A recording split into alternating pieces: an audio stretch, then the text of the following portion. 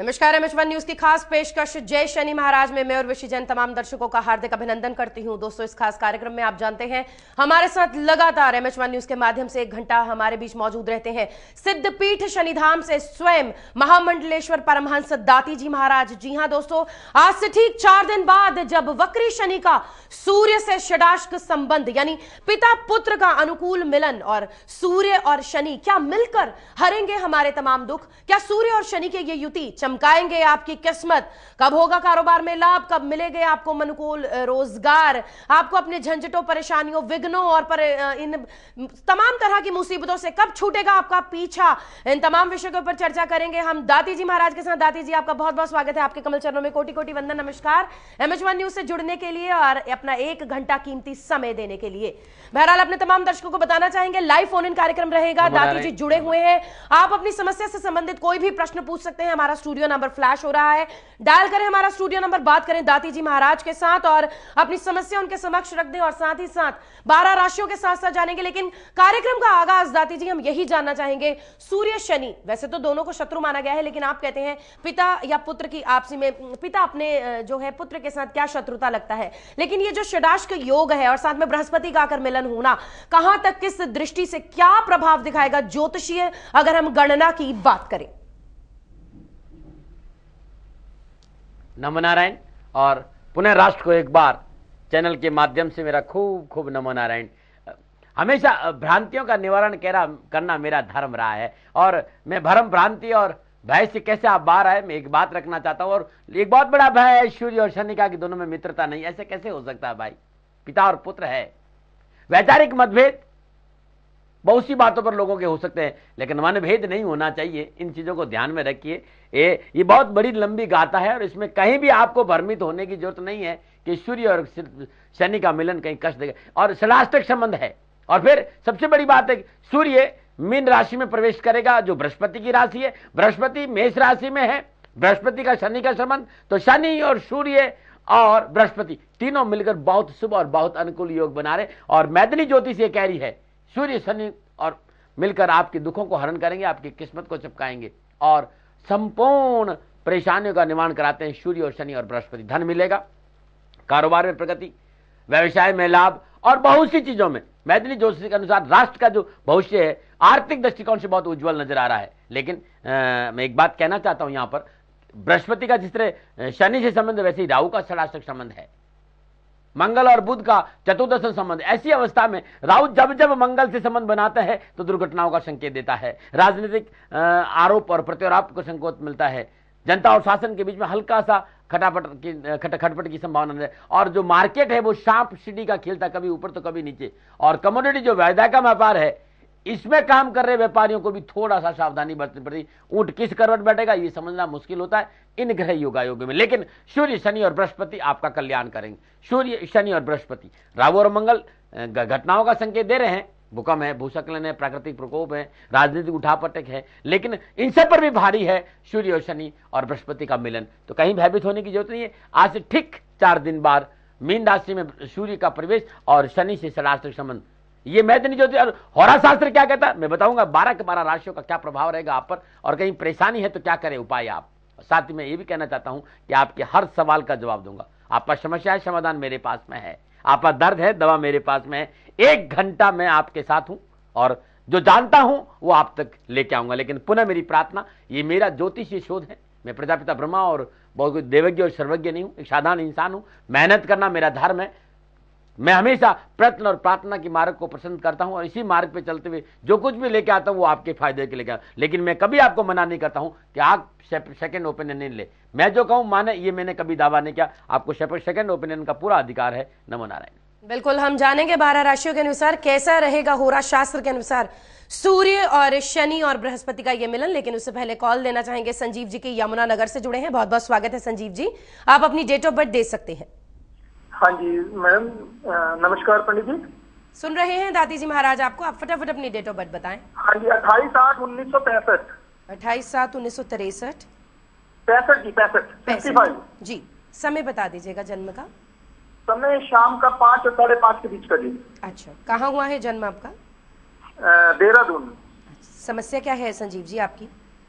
मैं अपने एक तो भविष्य के बारे में पूछना चाहता हूँ कि काम क्या करूँ, और एक मेरे को मैं ये कहा गया है जी कि जैसे मेरा 8 और 2 10 का 1 का सूर्य का योग बनता है, तो मेरे को शनि के मंदिर में जाना चाहिए या नहीं? आपकी आवाज थोड़ी साफ नहीं है, हम इतना जान पाए। आप चलिए, आपने काम की बात की संजीव जी, अभी एट प्रेजेंट आप किस चीज का काम कर रहे हैं? मैं इस समय जॉब करता हूँ जी।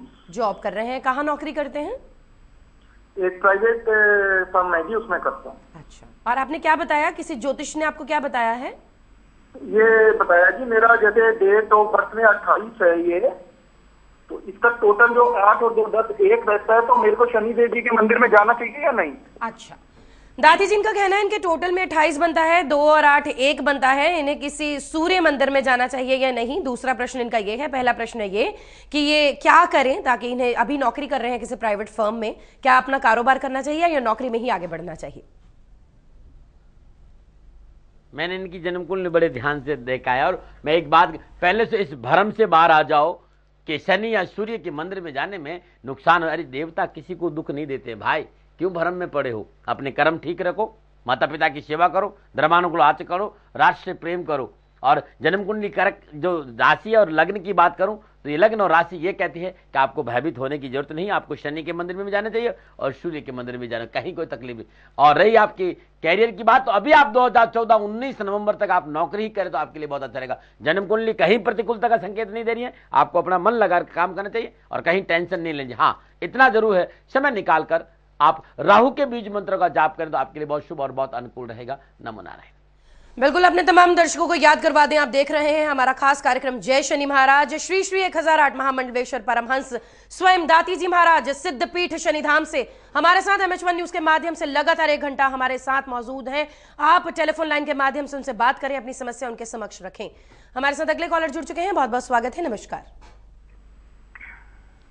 हेलो हेलो, मुकेश जी थोड़ा ऊंचा बोले। नमस्कार, स्वागत है। नमस्कार जी। किनके बारे में जान रहे हैं, उनकी डेट ऑफ बर्थ बता दें। मेरे बारे में जाना जी। अच्छा, 1981, 23 अक्टूबर 1981 जी। समय बता दें जन्म का। ये 8:56 सुबह। हाँ, कहाँ हुआ है जन्म आपका? हिसार में घर। अच्छा जी, क्या जानना चाह रहे हैं मुकेश जी? काम करते कोई फल नहीं रहा, ऑटो चलाता हूँ अभी हिसार में मैं। काम क्या करते हैं आप? ऑटो चलाता हूँ, ऑटो। हाँ जी, ऑटो। अच्छा, ऑटो चलाते हैं आप। हाँ जी। क्या सोचते हैं आप? कोई मतलब काम नहीं फलता, मतलब शादी नहीं हो रही टाइम पे कुछ भी। अच्छा, कार्यरत तो हैं, कर्म तो करते हैं दाती जी, लेकिन आगे शादी भी करना चाहते हैं, कुछ और बड़ा करना चाहते हैं, ये चाहते हैं इनके जीवन में कुछ अच्छा और इन्हें देखने को मिले। और चंद्रमा की दशा है और वृश्चिक लग्न है और सिंह राशि और जन्म कुंडली के संपूर्ण ग्रह योगायोग की बात करूं तो अभी भी इन्हें 8 महीना थोड़ा सा इंतजार करना मैंने। 8 महीने के बाद इनका समय अनुकूलता का संकेत दे रहा है। इसका मतलब नहीं कोई बुरा समय, वो जो ये चाहते हैं वो 8 महीने के बाद इनको मिलना शुरू हो जाएगा। इन्हें हर रोज घर में घी का दीपक जलाकर ओम गंग गणपते नमः, गणपति की इस बीज मंत्र की 11 माला सुबह और शाम रोज जाप करने से इनके जीवन की संपूर्ण कठिनाइयों का निवारण हो जाएगा। आने वाले 8 महीने के बाद समय बहुत अनुकूल है। नमो नारायण। बिल्कुल, आप जब भी हमारे कार्यक्रम में फोन मिलाएं अपने टीवी की आवाज कम रखें, तभी आप हमसे सही ढंग से बात कर पाएंगे। नेहा जी आपकी कॉल लेना चाहेंगे, फगवाड़ा पंजाब से हैं, बहुत बहुत स्वागत है। अपनी डेट ऑफ बर्थ आप बता सकती हैं? मैम मेरी डेट ऑफ बर्थ है 6 जुलाई 1989 जी। जी, तो मैम मेरा बर्थ हुआ है फगवाड़ा में। अच्छा, टाइम बोले अपने जन्म का बेटा। 11:45 सुबह के 15 मिनट या 45 मिनट, ये क्लियर नहीं है। 15 है, 45 से पहले कंफर्म करो आप। मैम 15 मिनट है मेरे ख्याल से। 11:15 सुबह के हैं बेटा या रात के हैं? दिन के हैं। दिन के हैं। हाँ, सवाल क्या है आपका? मैम मैं अपने मेरी शादी के बारे में पूछना चाहती हूँ कि मेरी शादी हुई है बट हमारे बीच में कुछ ऐसी कंफ्यूजन है कि हमारे घर वाले चाहते हैं कि हम अलग रहें बट हम अलग नहीं रहना चाहते हैं, तो यही पूछना चाहते हूँ। मैं अब्रॉड कब जा सकती हूँ? पहली बात नेहा, कोई घर वाला ये नहीं चाहता कि आप अलग रहें, उन्होंने बड़े प्यार से शादी की है। शादी को कितना अरसा हुआ है? अभी मैम 1 साल हो गया। अच्छा, आप रहना चाहती हैं अपने पति के साथ? जी। तो चलिए उसके बारे में उपाय जानते हैं। दाती जी, ये बसना चाहती हैं अपने पति के साथ, 1 साल हुआ है, इनकी डिटेल्स हमारे पास हैं, क्या इनकी कुंडली क्या दिखाती है और कैसे इनका मार्गदर्शन आप ही कर सकते हैं? ध्यान से देखिए, जन्म कुंडली, हाँ ध्यान से देखें, इनका मेष लगन है और लगन में मंगल है और मकर का चंद्रमा है और राहु की दशा है और 2014 तक है। बिटिया एक बात कहना चाहता हूं, थोड़ा सा नम्रता बहुत जरूरी है। मतलब बहुत अच्छा काम करते हो लेकिन एक पल में बोलकर सारा बिगाड़ कर देते हो।